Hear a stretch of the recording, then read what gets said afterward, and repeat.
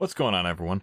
I just wanted to make this video because I've had a lot of questions in stream about various things that I think I can throw together in a video. I'm hoping it'll help a lot of you guys that are newer to Dead by Daylight and hopefully get a better grasp of the game. I just want to go through these different points and cover pretty much how to read the game, and then you're able to learn.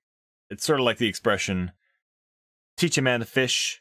No, I messed it up. Cut that out, future me. Feed a man give a man a fish. Give a man a fish, feed him for a day. Teach a man a fish, feed him for life.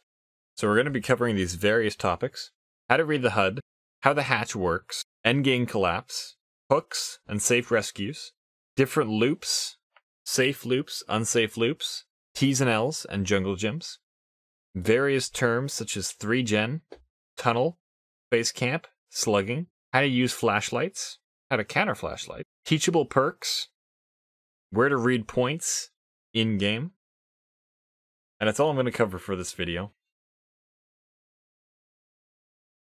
So for our first part, how to read the HUD.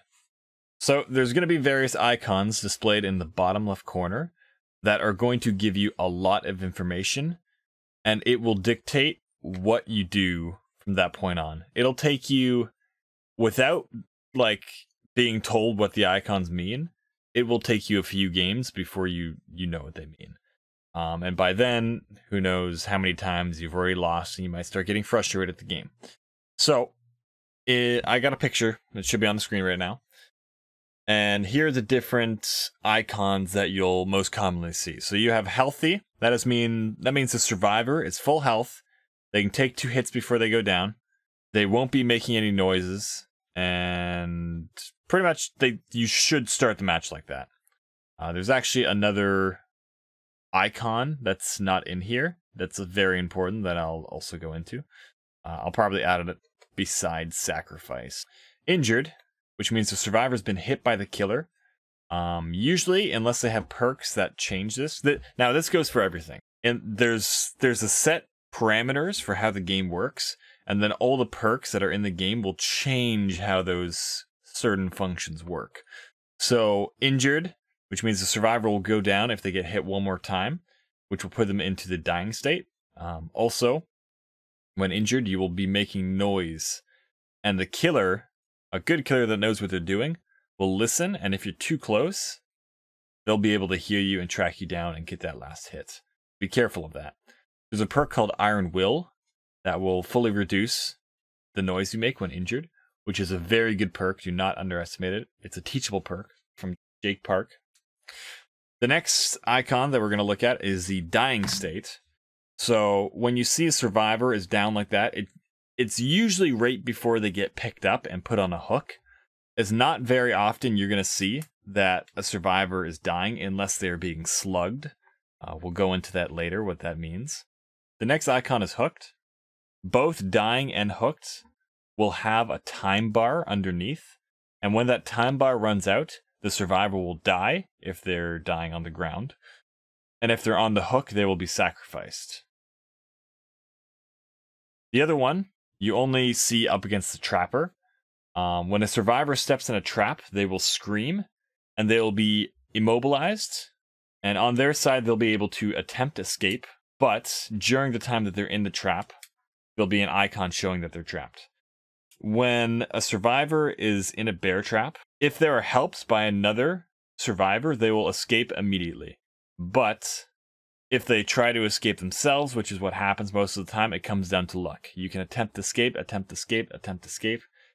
And sometimes you get lucky, get out first try, and sometimes you don't. And the trapper is able to catch up to you and down you and put you on the hook. The next one is sacrifice. This is when a survivor is thrown on the hook. Usually 3 times. But there's some situations where a survivor will die with less than 3 hooks. I'll go into that later in the hooks category. The next one means the survivor has died by not being sacrificed, which means they either bled out on the ground, which it takes 5 minutes to bleed out on the ground, or it means they were killed by the killer themselves by either a memento mori or a specific perk. At the moment, there's only 2 perks that I can think of that allow you to kill a survivor with your own hands. That's Devourer of Hope and Grindcore. The second last icon is Escaped. It's pretty self-explanatory. It means the survivor has gotten out of the map. Either they've gotten the generators powered and they've opened the gate and escaped through there. There's 2 different exit gates. Or it means they have found the hatch and have escaped through the hatch.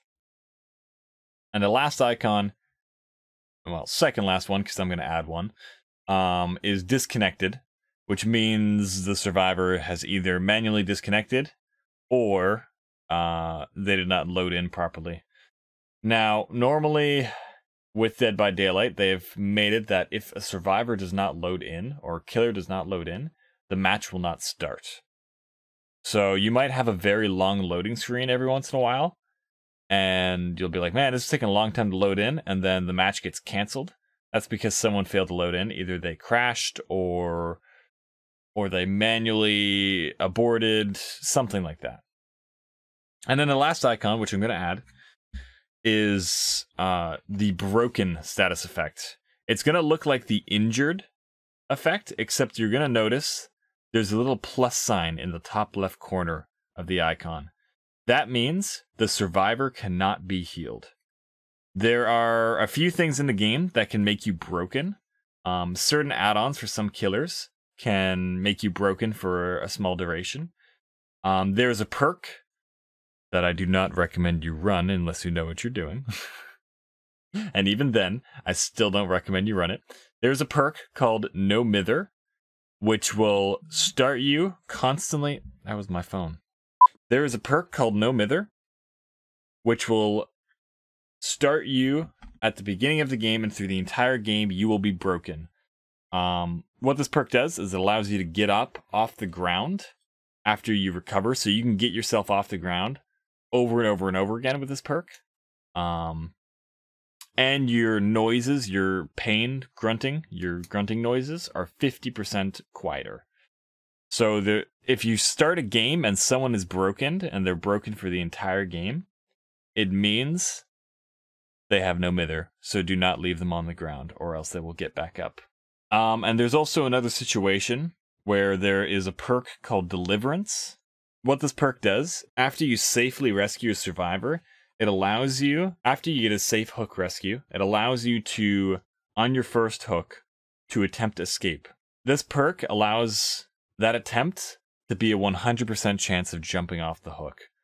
But after you do it, you'll also have a temporary broken, I think it's 60 seconds, you'll be broken, put in the broken state for 60 seconds. So if you're a killer, or even if you're a survivor and you notice a teammate is on the hook, and then suddenly they're off the hook, and they're in the broken status effect, that means they had the perk Deliverance. Just so you know. So other than that, there's a few other symbols, which I might quickly go through right now. I'll flash them on screen. These are killer-specific symbols, which means if you see them, you're up against that killer. So the first one I'm going to go over is Freddy's dream state. There's the timer symbol, which is how long it's going to be until that survivor falls asleep. Yeah, that's all there is. And then there's also the survivor is asleep. I can go into how to wake up with Freddy, and I'll probably cover a lot of that stuff in a killer-specific video or something like that. But for now, we're just getting the basics on what the icons are, just so you know what it is. This next one is the Ghostface Exposed logo. This means Ghostface has stalked a survivor, or depending on what add-ons they have, for a set amount of time, which is now making it so they're one-shottable. That's what the exposed status effect means. And then the last one I can think of is the Plague's infected symbol. An interesting thing to know about the Plague is she can infect survivors, and after they're infected for a long enough time, or after she pukes on them enough, they now become contagious. So there's infected, and then there's contagious. When you're contagious, That's after the timer is filled up. You've been infected for long enough. When you're contagious, every window, every pallet, every generator you touch will become stinky. That's what I like to call it, because it looks like it smells. It looks like it smells funny. And every survivor that you interact with, or that interacts with you, will also become infected. I can go into that more into depth, but that's the gist. You have infected, which is when you're still healthy, and then you have it when you're contagious, and you'll also be broken while you're contagious. So if there's a green splatter over a broken icon, you know it's a plague, and you know that person is contagious. That's all the icons I can think of. So we're going to move to the next part. How the hatch works. Now this next part is going to be a little confusing, and depending on how good future me's editing skills are, hopefully I'll be able to draw like a little... hopefully I'll be able to put something up so you can follow a little bit easier. So, this is how the hatch works. The hatch will spawn when one more generator to the amount of survivors has been repaired. So what I mean by that is, let's say you have a full team of survivors, 4 survivors that are still alive in the match. They have to finish 5 generators. There's 4 of them. They have to finish 5 before the hatch will spawn. You might be asking, who cares? If you finish 4 generators, you want to get out. If you have a key, and there's also an achievement tied to this, if you have a key that's able to open a hatch, dull keys or skeleton keys, a survivor will be able to go to the hatch and open it, and then they won't even have to open the gate. And everyone will escape through there.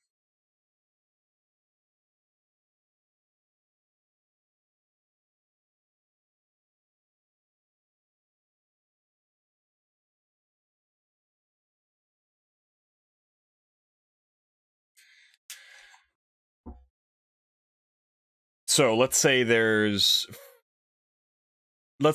3 survivors left. One of them has died, or maybe they're disconnected mid-match. That means you only have to finish 4 generators before the hatch spawns. Okay? Which means the gates won't be powered, but it'll be able to spawn, and then if you have a key, you can interact with it, or if you see the hatch, if it ever comes down to it and you're the last survivor, you know where it is and you'll be able to go back to it, then jump into it, hopefully before the killer finds it. So, 4 survivors alive need to finish 5 generators. 3 survivors need to finish 4 generators. 2 survivors need to finish 3. 1 survivor is the only other situation where the hatch, where it doesn't matter how many generators are done. If there's 1 survivor left, it'll spawn and it'll open immediately. Well, as soon as anyone else that's on the map is done dying. If they're in the animation of dying, it won't open until that animation is complete. Just so you know. So that's how the hatch spawns. And then it'll only open on its own when the last survivor... It'll only open on its own when there's 1 last survivor. If it opens before the last survivor, that means someone in that match had a key. So if you're a killer and you're like, what the heck? There's 2 generators left and someone just escaped? Are they hacking? No, they had a very powerful item and they got exceedingly lucky after finishing a few generators. So it's good to find the hatch and see if you can close it. This is a good segue to the next part, the end game collapse. So when the hatch is closed, the end game collapse will trigger, which you'll notice a giant bell will ring and there'll be a timer at the top of your screen, in the top middle of your screen. It'll count down. When the timer is, I think it's like an orangey gold, I'm colorblind, give me a break. When the timer is that color, it means everyone's up, everyone's alive, everyone's moving around, whoever's left. When the timer is gray, it means someone is downed or someone is hooked, and it'll slow down so your team is able to hopefully form some sort of save, and maybe you'll get out together, or maybe you'll all die together, who knows. But when someone is downed or hooked, that timer will turn gray. The endgame collapse can also be procced by someone opening an exit gate. That's when you'll most commonly see it, is when one of the exit gates are opened. As soon as the first exit gate is open, endgame collapse procs, and then the timer starts. If the second gate opens, doesn't do anything, it just keeps doing its thing, it keeps counting down. But there's two different conditions. If the killer closes the hatch, it'll start the endgame collapse. And if a survivor opens a gate, or the killer, it'll start the endgame collapse. Now hold up. Did you just say, and the killer can open the gate? Yes, the killer can open the gate, only if the hatch has not been closed, and only if all the generators have been powered. That is the only situation where the killer will be able to open a gate. You could be asking, why the hell would I want to open the gate? You might want to start the endgame collapse just so the timer goes. There's also a perk called Blood Warden, where if you hook a survivor in the endgame collapse, it will block off the exits and the survivors won't be able to leave for like 2 minutes or something like that. I can't remember the exact timer. Actually, I think it's 60 seconds, but it can change the course of the game. Very rarely will a killer open a gate unless they're letting someone go, or it's Blood Warden, or they have some sort of plan that they're waiting to unleash. So, talking about that, endgame collapse, hatches, we're going to move on to our next part, is hooks. How do hooks work? So, let's say I'm a survivor. I get chased by the killer, I get downed, he puts me on a hook. That is my first hook, as you'll call it. During that time, until I get about halfway down on that timer, I will be able to attempt an escape. If you get hooked and you attempt an escape immediately, you'll have enough time to attempt 3 different escapes. You don't want to do this. The only situation where you want to attempt escape is when you're the last one alive, maybe, or if everyone on your team is down, then there's no hope. That is the only situation where you really want to attempt escape, or you're feeling really ballsy. Because attempting escape on your own, when you're on the hook, is a 4% chance of succeeding. A 4% chance. So if you have ever jumped off the hook yourself, just know that was 4%. Now, knowing that, there are luck offerings that can increase your chances, or there's various things. There's perks, there's luck offerings, there's some things that can help you jump off the hook, but for the most part, you do not want to be jumping off the hook yourself. Because, so every time you attempt an escape, you'll lose, let's call it a health bar. You'll lose health on that health bar. Once you get halfway, you'll go into what I call the second stage, which is when you're struggling. You have to constantly tap, I think it's default F. You have to spam F until someone saves you, and if you fail to do so, you will die. I highly recommend rebinding the struggle key to scrolling up or scrolling down. It makes life so much easier, and you don't blow up at your mics. If you're playing with friends, you won't blow up your mics. Highly recommend rebinding it, but it's up to you. Maybe it's spacebar by default. Yeah, I think it's spacebar by default, which is even louder than a key. So, if you... Okay, so let me backtrack a little bit. So if you get hooked once, you'll have the option to attempt escape. Don't do that. Let's say someone saves you before you lose half of your health, and you get downed again. You get put on the hook. You'll immediately go to about halfway. You'll lose any other progress you had to that, and then you'll immediately go into the struggling phase. Someone saves you again. Awesome. Nice. I'm still in the game. But if you get hooked one more time, you are instantly dead. No more chances. That's it. That's all. So pretty much you have 3 different hooks that you can take. However, if someone doesn't save you fast enough and you go into struggling phase, that means you're dead next hook. So you can die 2 hooks. You can die in 2 hooks. And if no one saves you at all, you can totally die in your first hook. So try to, when you see a friend is on a hook, a friendly survivor, someone else you're playing with, do get them before their health goes to half. Because if it goes under that, they're dead next hook. And trust me when I say this. Trust me, please, when I say this. Losing 1 survivor is huge. Like, 4, you're able to cover a lot of things. Because put it this way. If one person gets hooked, that means someone has to go save them. That means 2 other people are left to do the objective. If the killer pressures any of those 2 other people, that means they're in a chase, and there's only 1 person doing generators, which is the objective. That cuts your team's efficiency down to a quarter.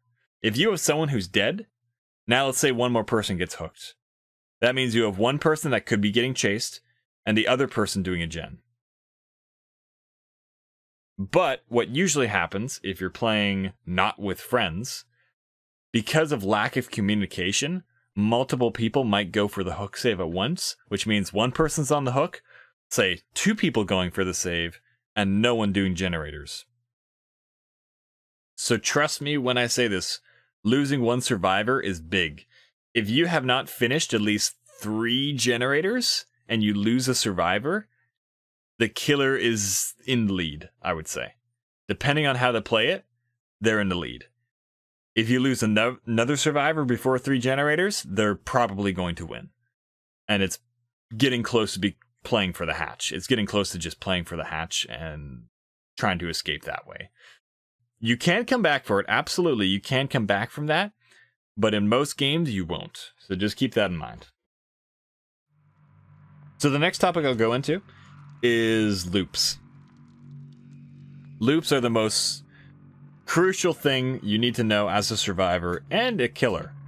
Because every time you get chased or chase a survivor, it'll come down to loops. So when you're newer to the game, you won't see a lot of survivors utilizing these because they just don't know any better. But as you start ranking up and as you start playing more, you'll see this more and more frequently. People will be running to different structures and they'll play it perfectly. That was Discord. People will be running to different structures and they'll play it perfectly. And they'll be jumping through windows and throwing down pallets in your face and you won't be able to catch them because you're not playing the loops right. So there's 3 different loops I sort of want to generalize. And then there's sort of these different structures I gotta find a way to draw this out or something, or maybe show a picture. But yeah. So we'll cover safe loops, safe pallet loops, and then we'll go into windows, T's and L's and stuff like that. And infinites. We'll cover those, but infinites, don't worry about that for now. So, what is a safe loop? What is an unsafe loop? So to even consider what is a loop is a survivor is able to run through a pallet and then sort of run around, not use the pallet, but sort of run around some obstacles and keep going through that pallet over and over and over again until the killer catches up to them and then they throw down the pallet. Buying them some time, getting them some distance, and then they can hopefully rinse and repeat. As a survivor, when you're getting chased, your goal is to waste the killer's time because it buys your team time to finish generators. And ideally, survive. But in most chases, if the killer knows what they're doing, you won't live forever. So, that is what looping is. Just going through the same area over and over and over again, burning as much time as you can. Now that we know what a loop is, let's cover what a safe and unsafe loop is. So a safe loop means if you throw down the pallet, it'll take the killer way too long to go around some obstacles and get to you. An unsafe loop is a much smaller length of obstacles, which if you throw down the pallet, the killer can quickly just walk around and then pressure you to jump back over the pallet over and over and over again until they close the gap and get that hit on you, which might be the final hit. So I'll probably have a few diagrams or pictures up there to show what the loops are like, but pretty much unsafe loop because one of the sides is much smaller. The obstacles that are around the pallet is way too small and the killer can just walk around it. A safe loop is something that the killer will take, it'll take a much longer time to get around, and you'll be able to play around that and jump over the pallet over and over again if it comes down to it, or you can wrap around that way. And then there's what I like to call god pallets. There are various god palettes on the map. The most common god palette is the Killer Shack palette. You'll see a lot of people run killers on the Killer Shack because there's a window, there's 2 doorways, and one of the doorway will have a pallet. The reason why this is a god palette is because the killer cannot wrap around within a reasonable amount of time to get you, or they can't really wrap around at all. So let's say you're playing around the god shack. I'll probably have some crummy drawing up here. You throw down the pallet, the killer will either have to go out the door they came in on the complete other side of the building, or they'll have to step through the window, or, most commonly, they'll break the pallet. This will buy you a bunch of time getting more distance and being able to waste more of the killer's time if they pursue you. There are other maps that the one that comes to mind is one on Larry's Memorial Institute, the reworked version, so the one that's up to date. There's a lot of hallways that I've seen that it is a straight hallway, no way around it, and there's a pallet in the middle that if thrown down will block the entire hallway. That is the safest loop I've seen. That is like the biggest god pallet I've seen in my life. Oh, actually, there's another one on the Plagues map. Yeah, in the temple. That is like, there's 2 huge walls and 1 little passage, and there's a pallet that can get thrown down there. Those are god pallets.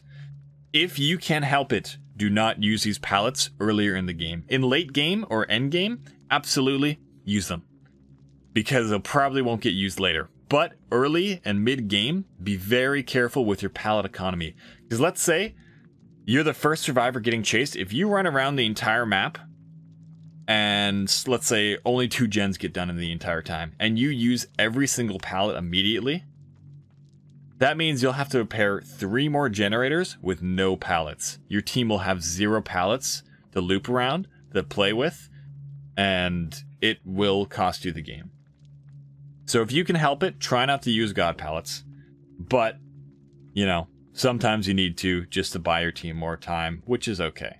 Try not to feel bad when you use it, unless you use it improperly.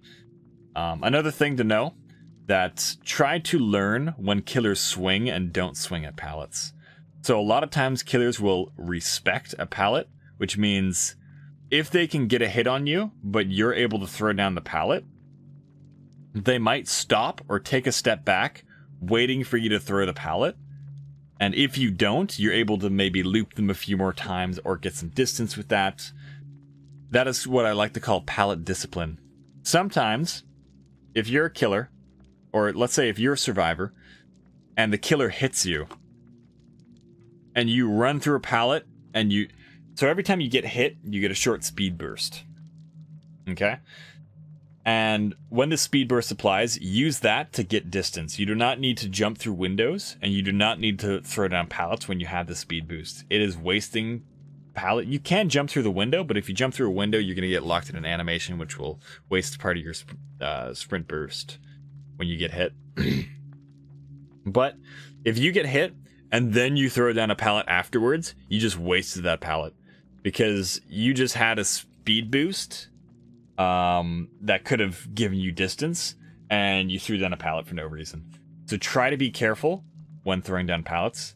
It'll take a little bit of getting used to. Like when you're newer to the game, I totally understand it.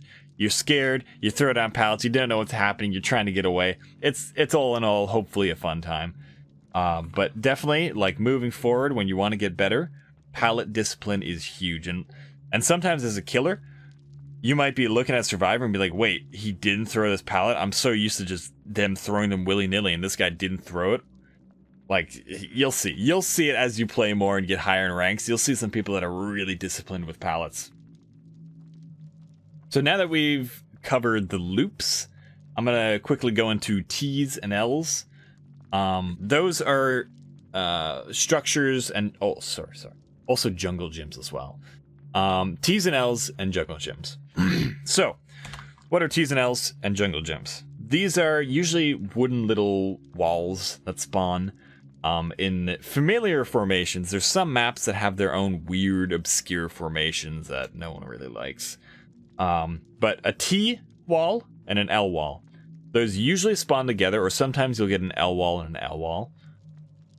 But pretty much, These are always ideal to loop around and waste a killer's time because there's two different windows back to back. When you're in a chase and you jump through a window over and over and over again, eventually it'll get blocked off by the entity and you won't be able to use it. You'll hear some weird that's it.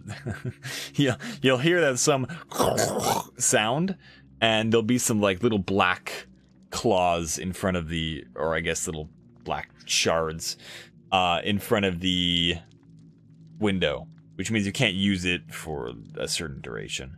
But because there's two windows side by side, you're able to hit one window, go back and forth, kind of keeping the wall in between you and the killer. And then once they commit to going a certain direction, you go the other way, you hit a different window, and you rinse and repeat, essentially until the killer catches up and hits you, or until you're able to just outplay them and make some distance from that. There's also jungle gyms, which there'll also be a variation of walls. Usually you'll see one pallet and one window. Those are also good for looping around. Be careful. Killers like the mind game around high walls, which means when you're in a chase or when you're looking at a killer, you'll notice there's a little red light in front of them. That red light is called a red stain, or the red stain, I guess. That tells you which way the killer is facing. Now, you can use this to your advantage when looping, because before the killer turns the corner, you'll see their little light in front of them, and you'll be like, oh shit, he's coming from that direction, I'm gonna go the other way. Trust me, it makes a big difference when you learn to use it properly. I'm gonna drink some water.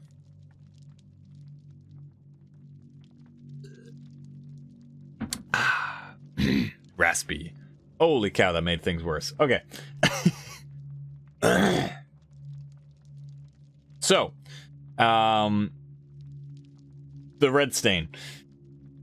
Sometimes big brain killers will purposely walk backwards around the corner if survivors are too dependent on that red stain. So once you get into medium to higher ranks, you'll notice killers will walk backwards. Which, trust me when I say this, again, trust me, a killer gaining a second on you, half a second, a little bit of time can cost you a hit. And keep in mind, you only have 2 hits before you go down. So if a killer walks backwards around the corner and then continues to chase, that might give him a little extra time to catch up to you. This is why I say be careful when playing around T's and L's in jungle gyms. There's little cracks that you can try to look through on the wall to sort of see where the killer is and see which direction they're committing to when they're going around and around. But it's not easy. Trust me, it's not easy to look through the cracks and see which way the killer is going. So that's something to be mindful of when you're at a high wall loop. So a jungle gym or T's and L's or L's and L's. Be mindful of that. And then, last but not least, I like to call it dead zones. Depending on the map and depending on how it spawns, how it's generated, there's various portions of the map that I like to call dead zones, which means there's no cover. Maybe there is like a few rocks here and there, but if you're in a chase, you won't be able to use rocks to your advantage. Not easily. There's no windows, there's no pallets, there's nothing for you to gain distance from the killer. When you're in a chase, try to avoid dead zones. Stick to loops, stick to windows, stick to pallets. One thing I see new survivors do all the time is when they get chased, they just start running in a straight line to the nearest thing. Because they're in a panic and they don't think about where they're going to go. Once the killer's onto you, go to the closest loop, play around that, go to the next loop, play around that. Keep in mind, as you use up pallets, some loops that you could consider loops, once the pallet is broken, that is no longer a loop, and you can pretty much consider that a dead zone. So as the game goes on, there'll be more and more dead zones that appear, but that's something to be mindful of when you're playing through different maps. Know, like, okay, I've seen this map before, I've seen this kind of spawn before, that's a dead zone, I can't run there. I will get hit and maybe even downed. There's certain situations where you sort of want to run to dead zones, like if there's no hooks nearby and you know and you think you can struggle out before that, sure, run to a dead zone. But again, that's a risk, and only special situations call for that. But yeah, that's what you have to know about looping, unsafe loops, pallets, T's and L's, jungle gyms. So on to the next portion. So I'm going to go into terms and maybe etiquette and stuff like that. So commonly used terms, you'll hear NOED, which is the perk called No One Escapes Death. It's an abbreviation, it's NOED. What that perk does is when the exit gates are powered by the generators, the killer can one-shot you and moves a little bit faster. Veteran survivors and well-trained survivors will be able to notice a small speed difference and will be like, oh shit, he is NOED before anyone gets hit. Most survivors will only notice that there's NOED when the first person goes down, and that's because they get one-shotted and your screen goes all weird and it says, no one escapes death on the left side. That is NOED. The next term, 3gen. So as you're completing generators, there'll be less and less on the map. If you complete all the generators on one side, the last generator you need to power, so when you're down to one generator is required to be powered, there'll be 3 left on the map. If the killer plays his cards right, and the survivors don't do this properly, you'll have 3 gens you need to power, or at least 1 gen you need to power, and they'll all be beside each other. All 3 of them will be in close proximity. If the killer plays around there, he can deny the survivors those generators because they're so close together. A lot of times you'll see killers that know what they're doing utilize this. They'll be like, okay, they'll look around the map, be like, these 3 gens are so close together, I'm going to start playing in this area of the map. And then as the survivors finish other generators far away, it'll force them to come closer and closer to their zone.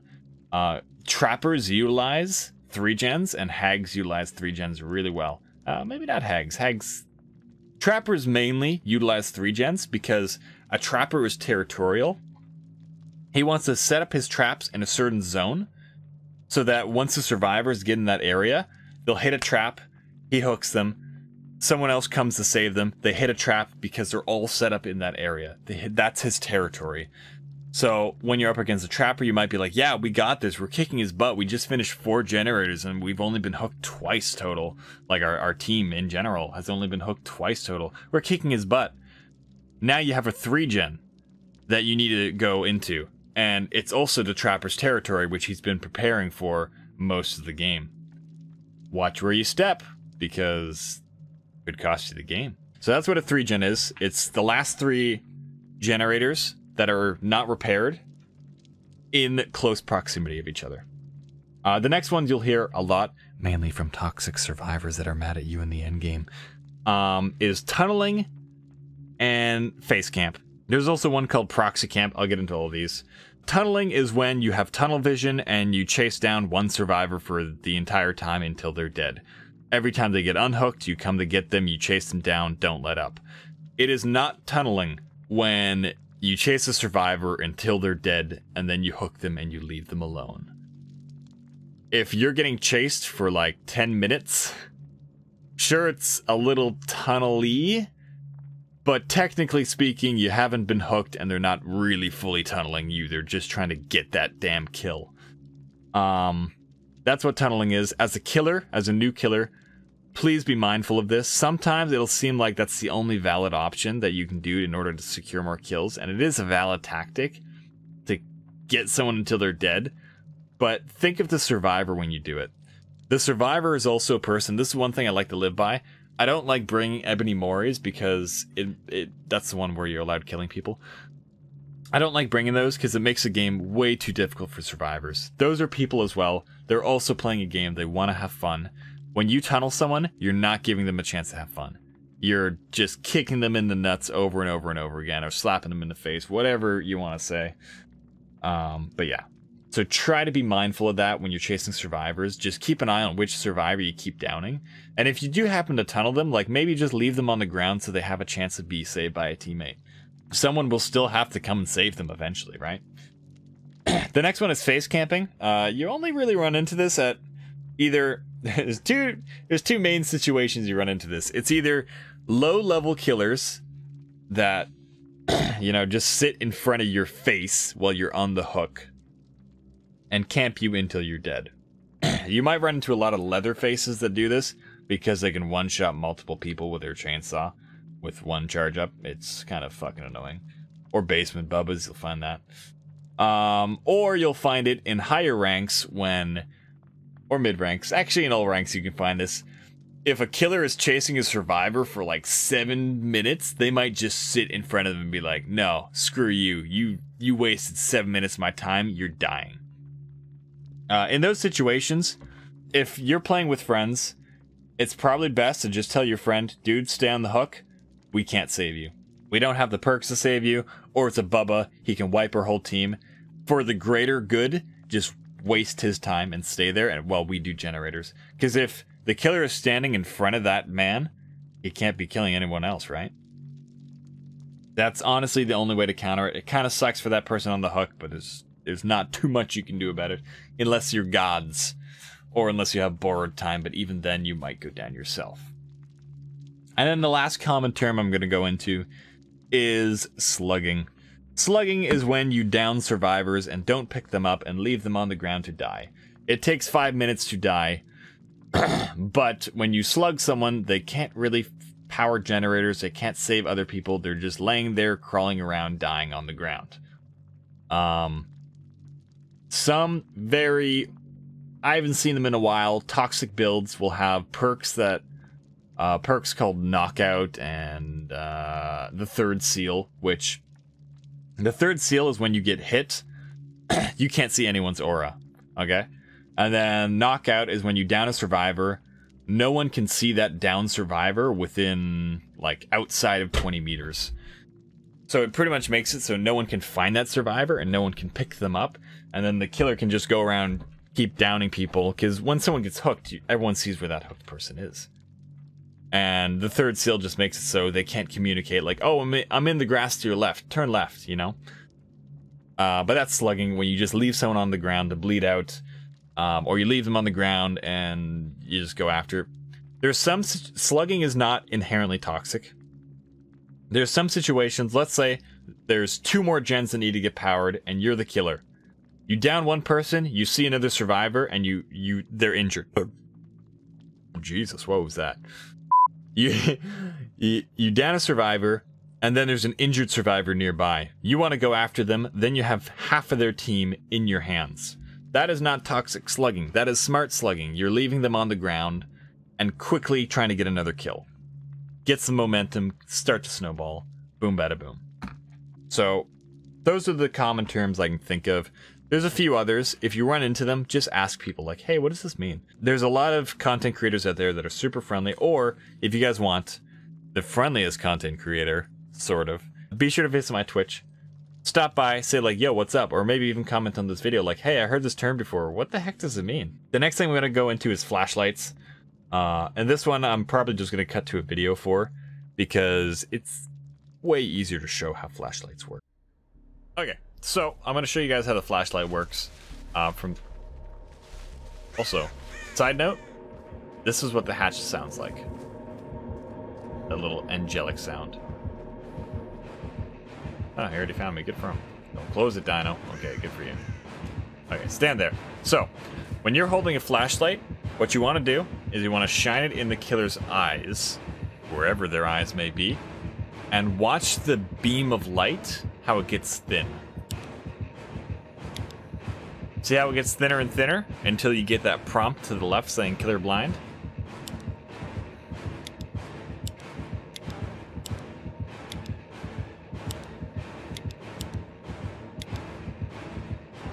So every time you do this, the killer will be blind.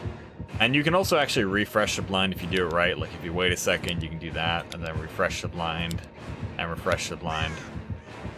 But that is how you use a flashlight. You gotta make sure you use it from the right angle, because if you don't... Oh look, nothing's happening, you're wasting your flashlight. The back of the head isn't gonna blind him. It's always gotta be the eyeballs. Then as I said, as you learn it, you're able to refresh it more and more. And this is totally bullying the killer. And then in a second, you guys will see what it looks like from the killer side.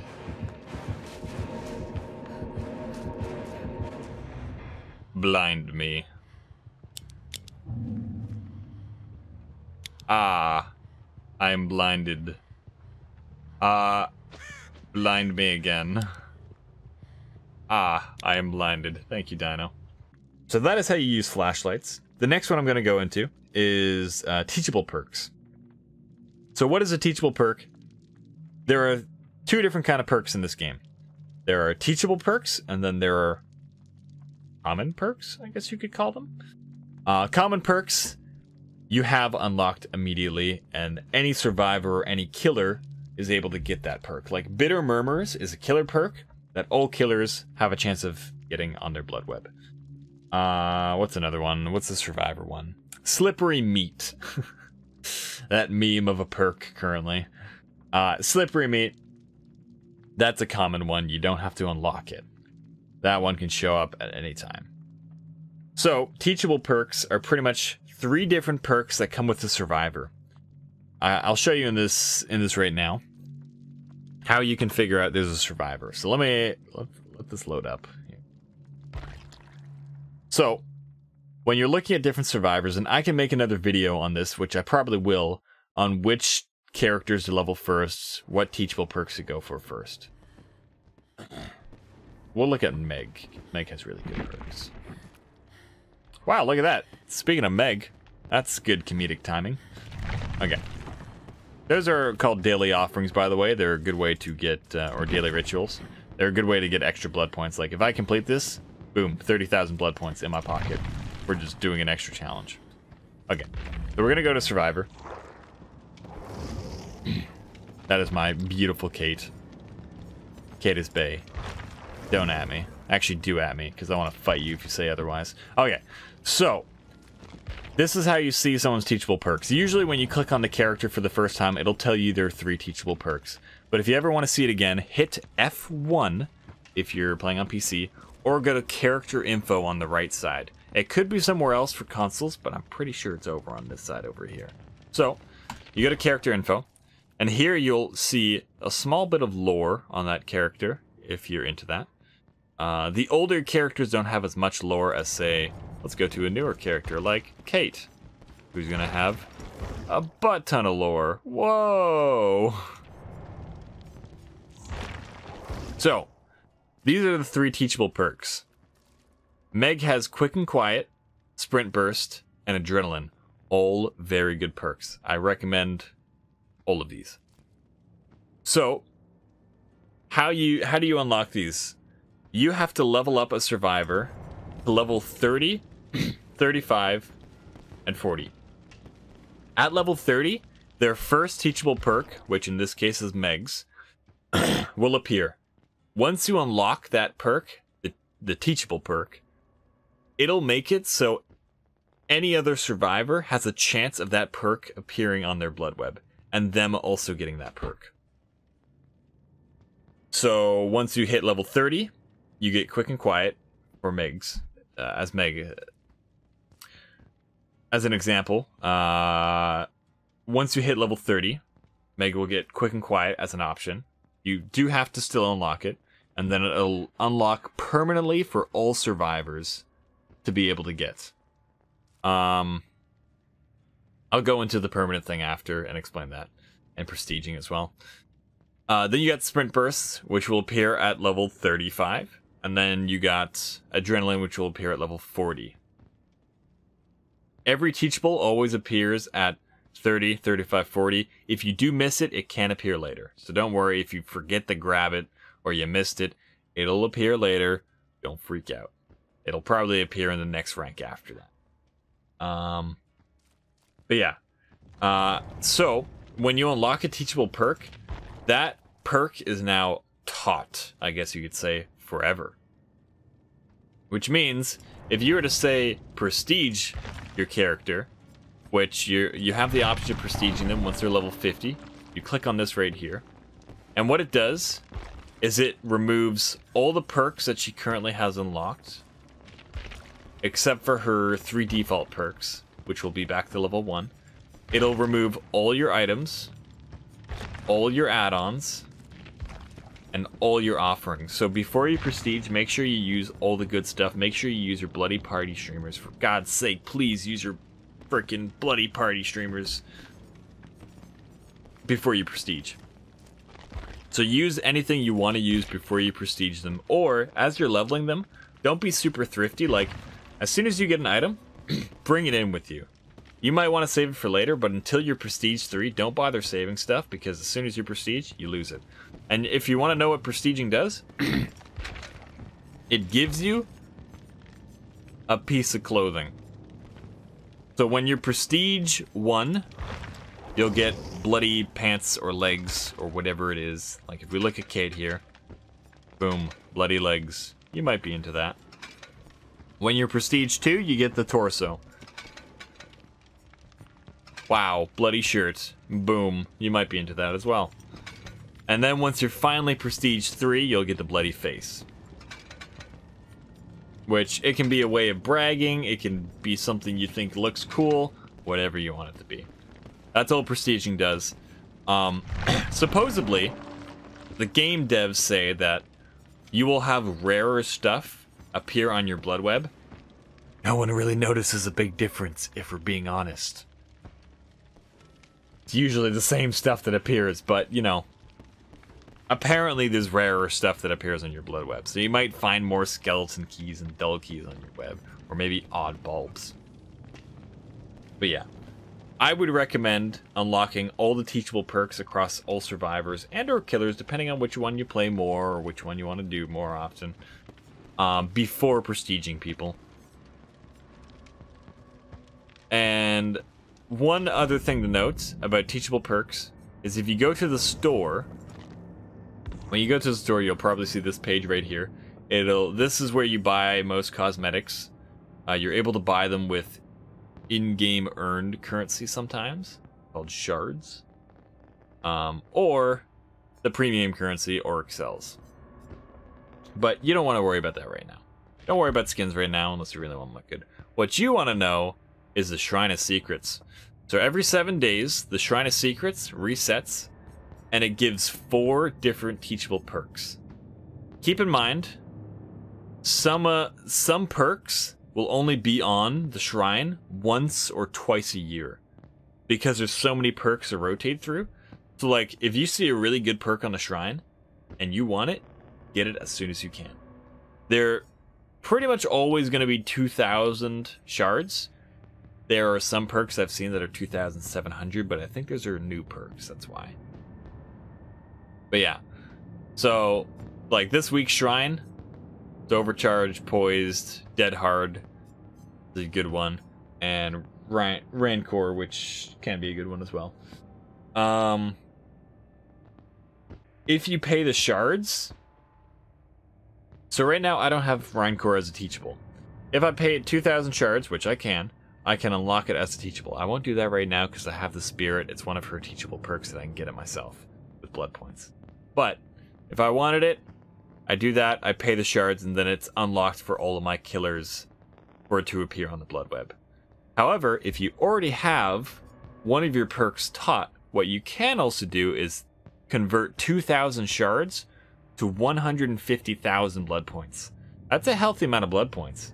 If you're rolling in shards and you don't know what to use them on, by all means, if you want to, spend it on blood points. It can give you quick little boosts of blood points, which can, you know, make leveling a little less tedious. But yeah, just something else to know. Shrine of Secrets. Check it out every 7 weeks. I'm pretty sure there's like some Twitter accounts and Reddit threads that will give you updates on what they are every week if you're that interested. Yeah. Well, if you guys enjoyed the video, absolutely, please, maybe consider subscribing and giving a thumbs up and commenting as well. All those things are good for the Overlord algorithm that dictates all. And if you really enjoyed it and you have a friend that, you know, could benefit from these, absolutely, please do share it. I'm a growing creator, and every little bit of help, like, you might think, I could like his video. Every like is huge at this stage, so please Absolutely, guys. I don't like begging, but I sort of have to because of the YouTube algorithm, and if I want to see growth and stuff happen, I sort of have to, so it's a necessary evil. I'm sorry, guys. Hope you enjoyed the video. Take care of each other in the fogs. I'll see you guys later. Bye-bye.